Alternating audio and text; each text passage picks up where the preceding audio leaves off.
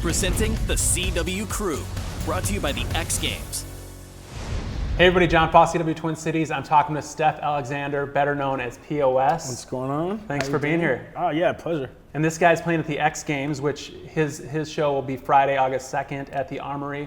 You can get tickets at xgames.com/tickets. What are people going to see? That's going to be really fun. Typically for my shows, it's a high energy hip hop show, very loud. It's a good fit for the X Games for sure. How did you get hooked up with X Games? I have no idea. I've been just kind of playing shows, doing my thing around the country. I'm from this city, so I guess it's maybe the biggest I do is around here. Mm-hmm. I don't know, man. Somebody threw my name in the hat. I'm happy to get it. It should be a good time. I think one of the coolest venues, maybe the best venue in the Twin Cities, is the Armory. Have you played there before? I actually haven't had a chance to play there. I have been there, and it does look really good, and it's a really cool room. I'm really excited about the whole thing. Have you seen shows there yet? Yeah, I got to see a couple DJs play there, and it was kind of the ideal situation. The place was full, lights were going crazy, everybody was dancing. It was great. What is your set going to be like? My set hopefully will get the room going crazy. Usually when I play, I got enough of my hardcore fans in the crowd to take my cues and get everybody else involved, even if they've never heard of me at all. So our shows tend to be a lot of fun. Like I said, super high energy, and I'd like to see some dancing. I'd like to see people jumping. I just want to know what the X Games crowd is going to be all about. I think they're going to be nuts. And you have so much going on. You have your own music. You have Doomtree. You have Shredders. Yeah, P.O.S. solo music. Doomtree is a full collective, 7. Shredders put out a new single very recently, and Four Fists is the last group that I actively work with all the time. It's mostly spans from indie rock sounding hip hop to really, really aggressive, noisy hip hop with some very pop and very pretty stuff in the middle. I mean, I've been making music for 2 decades, so it varies all types of styles. So your show at the X Games, will it be a mix of that, or will it'll it be just It'll solo be a mix stuff? of that. I will definitely start off trying to get everybody in. So maybe we'll start off with something maybe easy to dance to or something everybody can shout along with. And then I'll try everything else out that I can. I usually play to the crowd, so I don't have a fixed set. I have stuff I want to do, but oftentimes if the crowd is looking for something a little more rowdy, I'll make sure we throw something more rowdy at them. I don't know. I adapt to what they're looking for. So you don't go in with a set list. You'll adapt based on what. I go in with a set list, but I keep it pretty loose. You know, I really like to play to the specific room more than I like to have a perfectly glued together seamless transitions, because that always looks stupid when the room is not reacting the way that your transitions work. That's my specialty. Yeah. So with so many collabs and different groups going on, will there be some collaborations in that show? Yeah, I definitely plan on bringing out some cameos, some guest stars. Sims? Hopefully Sims. Some Shredders songs? Yeah, hopefully Sims to do some Shredders stuff. Maybe Astronautilus to work on some Four Fists stuff. But we'll see. I've worked with a lot of different people in the city, and everybody's trying to get on my guest list, so I'm going to put them to work. And it sounds like you just released some Shredders music and then also just announced a new album coming out. I'm not sure when this is, but the song that we just put out, we will definitely play. Okay. That song is called Ay Ay Ay Ay. Okay, so some of the other bands that are going to be there, The Blind Shake, Chevy Metal, Diplo, Incubus, Swimmers, WuTang Clan. I know that they were an influence on you. Yeah. Tell us about these bands and WuTang, what that means to you. WuTang has been a huge influence. Maybe one of the first hip hop groups I actually got into. I grew up on punk and hardcore and metal, and got into WuTang because it sounded dirty and it didn't sound like the mainstream stuff. So I was able to relate with it more, and it definitely kind of paved the way for me listening to hip hop seriously. Did you ever think you'd be on the same? I didn't a few years ago, but I have actually played with them before. Oh, you have? I was lucky enough to play with WuTang a couple years back with Doomtree. But it's always amazing to stand next to legends, and they're massive dudes. I don't know if you ever stood next to WuTang Clan, but aside from being big, WuTang's big, they're all 6'5", they're all giant dudes too. So that's always kind of cool to see. So you obviously got to meet him. Oh yeah. I've got to meet him as a fan, and I've seen him backstages, and that's been cool. I'm really excited to see Incubus. I'm a huge fan of some of their older records. I haven't actually kept up. I kind of keep most of what I listen to pretty local, not even on purpose. It's just what I end up listening to. But their first couple records before they broke, and then that first record when they broke, I'm a big fan of, and I'm excited to see them play. Huge Blind Shake fan too. So do you think you'll go to a lot of the shows then? I hope I get to go to a lot of the shows. Yeah, I'm not sure what they're gonna give me for access, but I'd love to go watch Diplo. I'd love to. Yeah, I'm pretty much interested in most of the whole bill. Very cool. Yeah. Very cool. So one thing you mentioned that you like Twin Cities, like local hip hop and music in general. Yeah. One thing I didn't really know before I got this job, and I've done a lot of research and interviewed a lot of the people since then, is how big the music scene is here, and hip hop especially. How did that happen? I don't know. I know that Rymesayers record label has been in the city forever, and definitely spread the word to the rest of the country by touring really hard, kind of before underground hip hop was touring much. So I feel like that kind of laid the groundwork, but there's been acts and acts and acts for years, like decades of solid music coming out of the city of all genres. So it's not surprising to me. And it does seem like a lot of the artists are more underground, and as far as like the material, it's a little deeper. Yeah, I mean, what's up with that? Is that just something that builds off of other people's music and art? People kind of. I think that it's the nature of the city. We don't have any major labels. The closest major labels are really far away, so it's about impressing the other bands. It's about being a better writer than the next guy, or, not necessarily being better, but building off of what's going on here. The city is influenced by the coast and the mainstream, like everything is, but it also has such strong roots here that I feel like people are trying to impress the people here more than they're not looking out of the city, but more than they're taking influence. You just got back from Seattle, and I know you played there a lot in the past, and that's a big music city as well. Do you feel like the Twin Cities is kind of becoming I don't know like if Seattle I don't think that there's any place like here, really. I don't know that any city gives its artists the same kind of support. There's Seattle scene, there's Austin scene, there's all kinds of different cool scenes that have a lot going on, but I don't see any place that is as collaborative or where the city itself is so supportive of music, Yeah. Like, we still light the river purple on a Prince holiday. Yeah. And that's like the whole city. That's not just like the local music community. Like, this is a music town. And you went to Hopkins High School, and so did a bunch of other Doomtree members. almost all of us. What was it like in high school? Were you guys into music then? Yeah. Or what was the relationship? I think we knew each other more through like skateboarding and stuff in high school. Doomtree didn't really get going until after high school, but Laserbeak from Doomtree was in a indie rock band, and I was in a pop punk band, and we were rival bands. We basically wouldn't super work together until after high school was over, and we changed formats entirely. But yeah, this is all I've ever tried to do with myself ever. So everybody in the band that was kind of had been doing music since. Everybody's been making music for as long as they can remember, and accidentally made it their job or tried to make it their job. All of us landed here based on this is the thing that we like to do the most. And a lot of people might know you for rap, but it seems like you have a very diverse background. You do a lot of different things. Yeah. And you kind of have like a punk background. Yeah. Tell me about your influences. Oh man, I grew up in that wave, like right after Nirvana and pop punk kind of blew in the mainstream. And it was like a big thing, but like anything, like the community gets bigger when it's popular, and then as it dies back, the scene is overall just kind of bigger and stronger. So that's it. I grew up playing guitar and fronting bands and playing drums and playing in the background and going to shows in people's basements. And do you still play guitar? I do. I play everything. Cool. Except for nowadays, I don't play the same part perfectly 100 times for a song. I play it like 2 or 3 times and sample it and then sit and cut it up and make a beat out of it. But I still play every day. And you're a producer too, right? Yeah.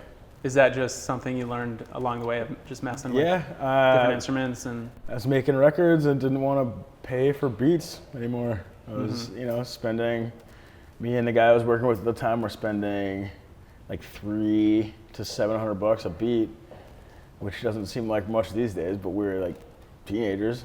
So it made more sense to like buy the equipment and learn how to do it myself, and then maybe be able to sell beats if I needed money instead. Yeah. So that was the route that I took. Plus, once you realize how that works, I feel like that's almost funner than rapping.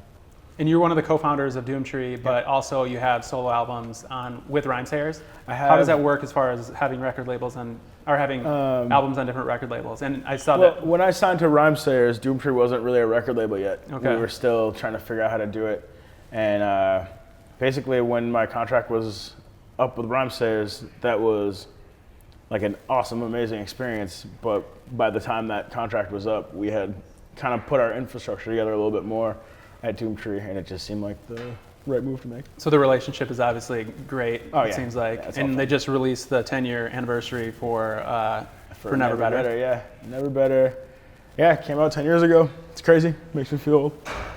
Did they change up the album with the release? The artwork artwork is updated, and there's a couple demos and live recordings, things that didn't make the original record. Cool.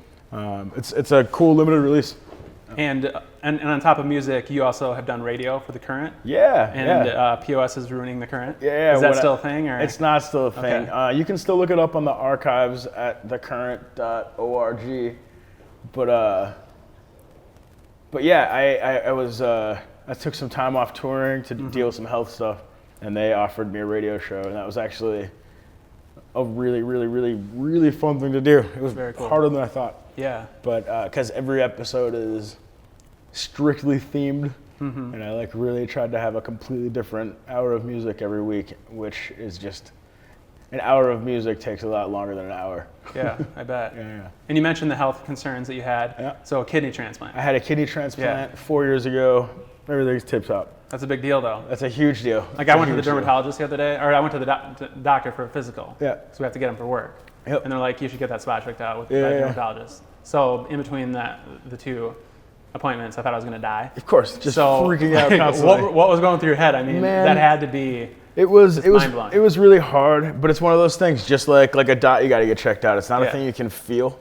Right. Yeah. So I was just listening to what my doctor said and trying to keep my head up. And I really didn't think about how scary it was until after it was all over. And I've heard you say, that you didn't really, the reality of it didn't set in until I was on the upswing and healing. So was it because you blocked it out, or were you just... it's probably just defense mechanism stuff. Yeah. It's probably just trying to get by without having to spend my whole day worrying. I typically try not to sweat everything all the time, for better or for worse, just because it tends to not end up really being that huge of a deal. And the things that are will get there, and you'll have to face them and deal with them. But a lot of stuff people stress out about is kind of just doesn't matter. For sure. It's a distraction from the things they should be thinking about, maybe. Yeah. And one of your co-members of Doomtree, Dessa, recently came out with a memoir, My Own Devices, where she talked about a relationship and called X, right? Yep. And that was you, sounds like. That was me. Was that something that you guys talked about before she released it, as far as talking about your relationship? Yeah, I mean, we've always both been writers, always both been artists, and we agreed a long, long time ago that sometimes you just write about what happens in your life. Both of us make really personal music, and that's fine. So she definitely sent me parts of it to read over before they went out to the world, and it's fine. Was it something where people knew that it was you, or did that come out later? I think a lot of people knew that we had dated in the past, and I think a lot of people put it together reading the book. But I feel like she has, between her music and her writings and things like that, she has a story that is hers and it's worth telling, and it's relatable to a lot of people. So it would feel weird to stop her from doing that. And I also do that in my own way through my music. And the people who are big fans of mine know that I don't maybe write as directly as the next guy. I write, I'm a poet, Yeah. But, there's a lot of personal stuff out there in the world to pick up on too. And I haven't read the book. Is it still a relationship, or is that a previous thing? It's still a friendship. Okay. But it's a previous relationship. And yeah, it's a good book. Is that complicated, still being in the same group together? Or it will always be complicated. If you have any friendships that you have that last longer than a decade, there's going to be feelings there, especially if you hang out all the time on music. Just the same way that me and Sims are brothers in this crew, and we're gonna butt heads sometimes. It's the same way. There was a lot more tensions with Dessa as those wounds healed, but it's as fine as it's gonna get. We high five and hang out. Cool. And so your latest solo album, Chill Dummy. Yeah. That's your newest solo album. Are you working on solo music right now, or what? I am. What's going on with you? Right now, Shredders is always writing, just because it's really fun, and I just booked time to start recording a new solo record in a couple months here. Any idea when that's gonna be released? Nope. Okay. What about Doomtree? Doomtree, we just played a show. We have another show coming up, and we were just talking about getting in the studio. But again, it's like trying to keep 7 cats in a cardboard box. It's just, everybody's gonna get up and move. You gotta pick it up, bring it back, and then, it's impossible. So new solo album. New solo music. Just started. Yeah. Shredders album. Always. And Doomtree, you guys are still working together, nothing Yeah, guaranteed as far as Doomtree, when we that's coming just out. played our first show together in like a year, and we have another one on the books, and yeah. Is it hard with life that is many talented people to work together? It's not hard to work together, but again, we're all adults that have been in the same band together for coming up on 20 years. There's tons of history and tons of joy. So sometimes when we all get in the same room, we can't stand each other. Sometimes when we all get in the same room, we can't stop laughing for long enough to get anything done. Well, yeah. I think it's really unique because there's so many. When I saw you guys play together, number one, I was like, wow, this is crazy because there's so many talented people up here. The band is so big for the kind of music that you guys are making, which is very unique in itself. And it just seems like that would be so hard to replicate, because cutting the profit so many ways when you have that many talented people seems like it'd be really, really hard. But you guys kind of have a unique formula where you go off and do your own thing, so it makes it work in the long run. Yeah, it's always, if you see us all there, it's a labor of love every time. We put out those records that we're, like you said, we're cutting a pie 7 ways. Not everybody gets a huge bite. So if we're trying to be there and make stuff and work together, it's because we love what we're doing, we love each other, and we care about it. It's always been a vehicle to maintain our record label, Yeah, and I'm sure it's a good way to get fans from you to get to know the other music, other musicians. So. Play Dessa's music for my fans and vice versa. Very cool. Oh. And it sounds like you're also making some EDM? It's not EDM. I mean, I guess EDM is technically the blanket term. I am making what I would call hard techno on modular synths and stuff like that. I'm doing that under the fake name Purple Orange Beach. So that's the artist name? Yeah. Okay. And I have a couple shows around town in the next couple months. Okay. Will there be an album for that too, or there will just be tracks? No, there will be an album. Dance music is a little different as far as promoting it and knowing how to do that. Yeah. But I have a bunch of tracks done, and I plan on putting out a record soon. Cool. All right. Well, how can people learn more about you? I suppose Instagram, P.O.S. It's Twitter's P.O.S. Instagram's P.O.S. And I do the Purple Orange Beach stuff just as a side thing on the P.O.S. stuff. And the tattoo. And the tattoo. Can we see the tattoo? Which one? The new one. Oh, the new one? Yeah. That says, all right. Yeah. Love it. So anything else we should know about you going forward here?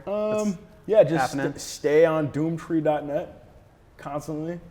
Find me on the internet, and I'm probably somewhere in your neighborhood. Well, Steph Alexander, P.O.S., Thank you so much. Twin Cities, get tickets to this guy. Friday, August 2nd, he'll be playing at X Games. Go to xgames.com/tickets. tickets.